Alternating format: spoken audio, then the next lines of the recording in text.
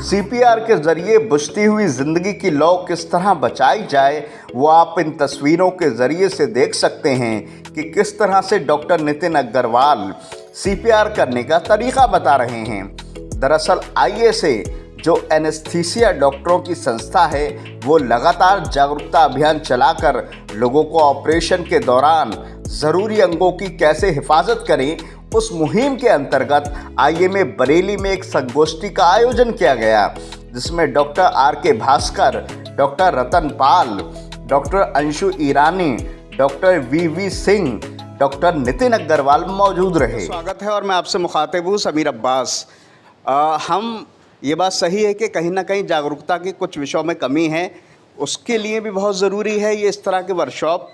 मैं पूरी बात को जब बताऊंगा तो आप खुद समझ जाएंगे कि कितना बड़ा रोल जो है वो, अगर हम आम ज़ुबान में बोलें तो बेहोशी के डॉक्टरों का है, लेकिन अगर हम थोड़ा सा आगे बढ़ें तो वो जो एनेस्थीसिया के डॉक्टर होते हैं उनकी बड़ी अहमियत हो जाती है और उन्हें उनका एक ऐसा माध्यम है, उनका एक ऐसा ज़रिया है जिससे हम उस मरीज़ तक को बचा सकते हैं जिसमें बहुत ही कम उम्मीदें होती हैं।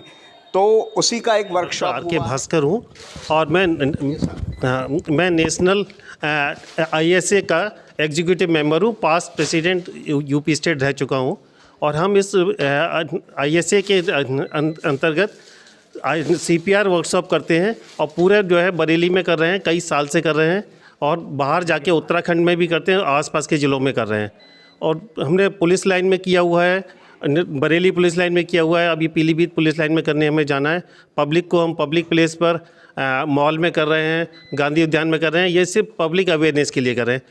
ये बहुत ज़रूरी है। जब सडन कार्डियक अरेस्ट होता है, अचानक आपके सामने कोई आदमी गिरकर बेहोश हो जाता है, तो उसको हमें देखना है। अगर हार्ट अटैक आया है और हार्ट बंद हो गया है, उसको कैसे रीस्टार्ट करते हैं, जिसको हिंदी में संजीवनी क्रिया बोलते हैं, और इससे हम किसी भी मरीज़ को जान बचा सकते हैं। ऐसे जो सडन कार्डियक अरेस्ट हैं उसमें 60 से 70% लोगों को जान बचाई जा सकती है। अगर उनके पीछे कोई पैथोलॉजी, कोई ऐसी बीमारी नहीं है जो ठीक ना हो सके, वो उसमें ये कारगर नहीं होगा। पर अगर कोई सडन कोई कार्डियक अरेस्ट हुआ है तो उसमें हम उसको जान बचा सकते हैं। मैं डॉक्टर आशु ईरानी, मैं इस समय वाइस प्रेसिडेंट हूँ इंडियन बरेली ब्रांच की। और मैं ये संदेश देना चाहती हूँ कि जो हमने अभी सिखाया सीपीआर, ये कार्डियक अरेस्ट में ही हमें करना है और इसमें हमारा सबसे ज़्यादा इफ़ेक्टिव होता है।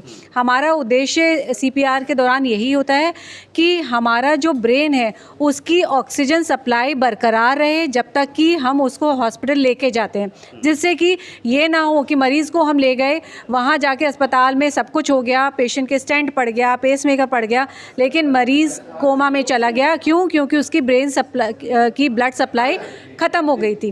तो हमारे जो भी हम ये सिखा रहे हैं, हमारी एसोसिएशन का उद्देश्य है कि हर जने को, हिंदुस्तान के एक एक व्यक्ति को सीपीआर आना चाहिए, जिससे कि वो कहीं पे भी, चाहे सड़क पे किसी को एक्सीडेंट हो, कहीं भी हो, हम उसको मरीज़ को बचा सके। इवन चाहे आप हो, आपको भी ये प्रक्रिया आनी चाहिए, जिससे कि कभी कहीं कुछ हो तो आप सीख सकें। अभी मुँह ज़बानी कुछ बता सकते हैं? बिल्कुल बिल्कुल समीर जी, मैं आपको बताता हूँ। उससे पहले मैं एक बार बताना चाहता हूँ, जो आईएसए, जो पीछे बैनर पे भी आप लिखे हुए देख रहे होंगे, तो ये जो आईएसए है, it is a Indian society of anaesthesiologist, और ये एक बहुत ही बड़ी एसोसिएशन है, इंटरनेशनल लेवल पे रिकॉग्नाइज्ड है।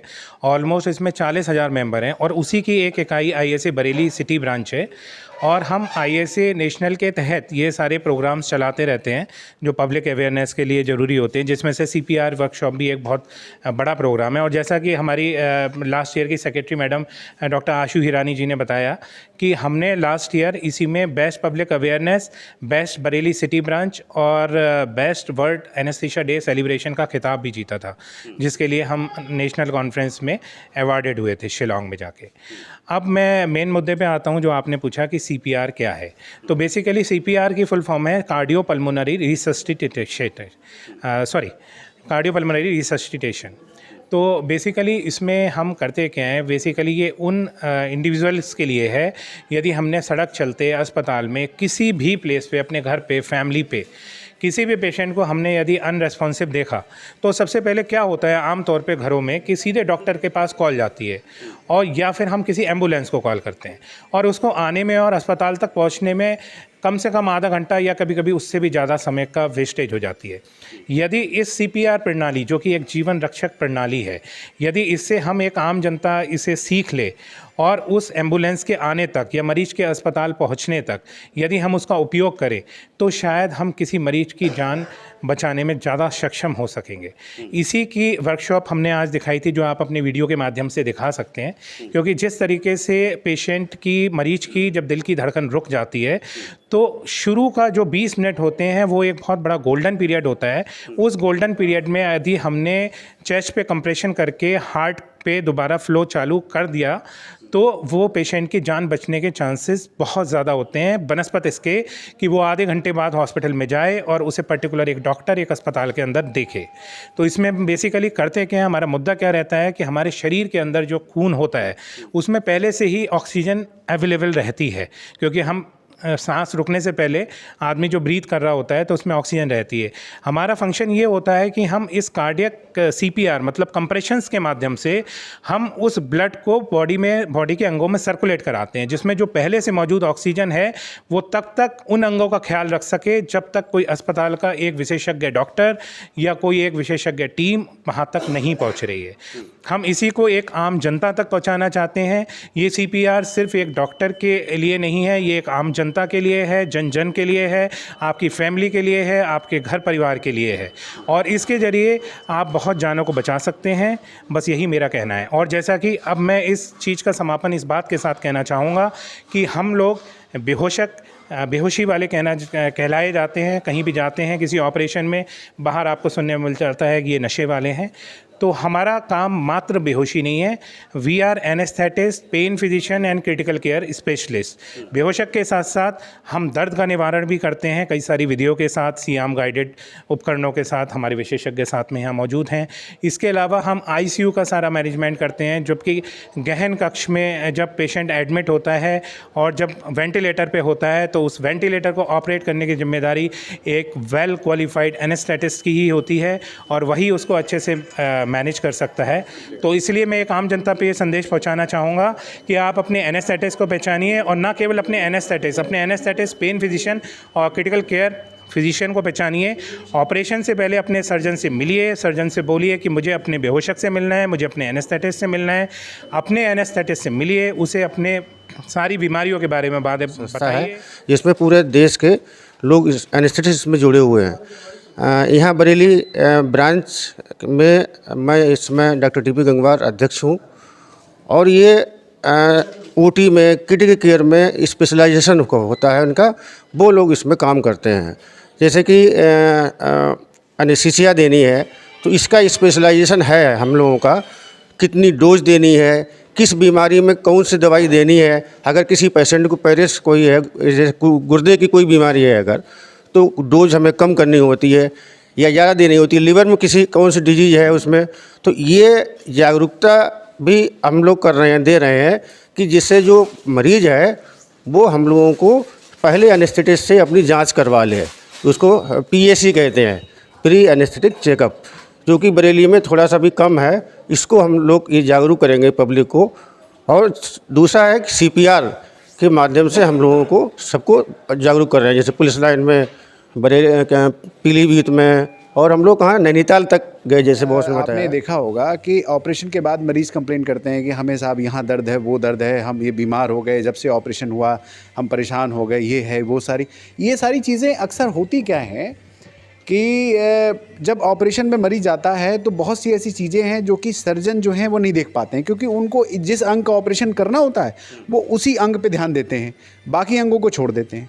अब अगर उन अंगों को ना देखा जाए तो समस्या इस बात पे आएगी कि वो ऑपरेशन अगर हो गया और उसमें कोई अंग पहले से कमज़ोर था, उसका ध्यान अगर नहीं दिया तो ऑपरेशन के दौरान, बेहोशी के दौरान उस पेशेंट को उस अंग से रिलेटेड और भी कई बीमारियां और भी कई सारे अंगों की बीमारियां हो सकती हैं और वो ज़िंदगी भर परेशान रहेगा।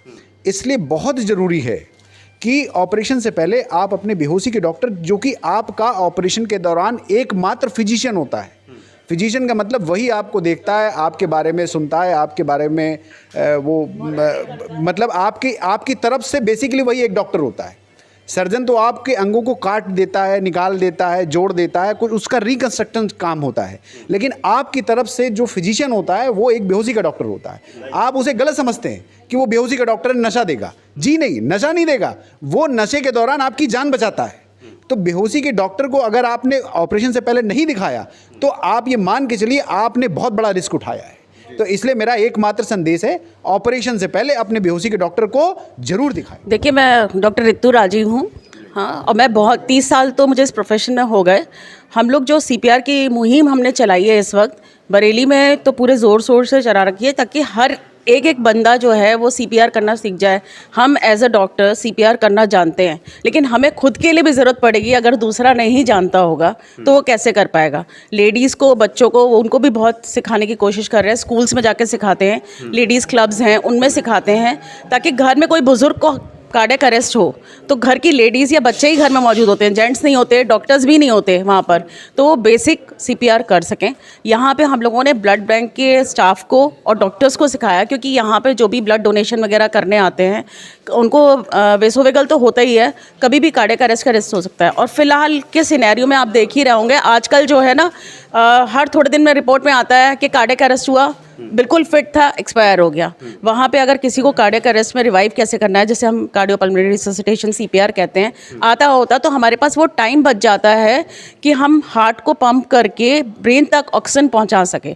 तो वो हमारे को 5 मिनट का टाइम चाहिए होता है उसका, वो CPR करने का। वो अगर बेसिक वहीं पर कोई जानता हो, हड़बड़ाने की जगह कि मैं क्या करूँ, कैसे करूँ, अरे ये तो मर रहा है, इसको करूँ, इसकी जगह इतना टाइम वो उसको बचाने में लगा दे, वो हम सिखाने की हर जगह कोशिश करें।